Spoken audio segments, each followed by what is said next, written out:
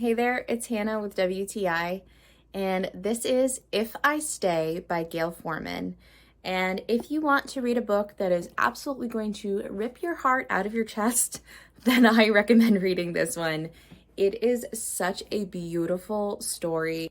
This book follows the story of Mia, who is in a tragic accident, and I don't want to ruin anything for you, so I highly recommend reading this.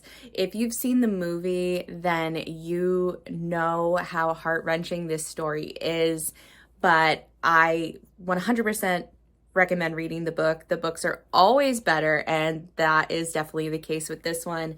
I really think it is such a beautiful story, and if you're looking for a nice young adult book that is just going to make you have all the feelings and all the emotions, then you should definitely read If I Stay.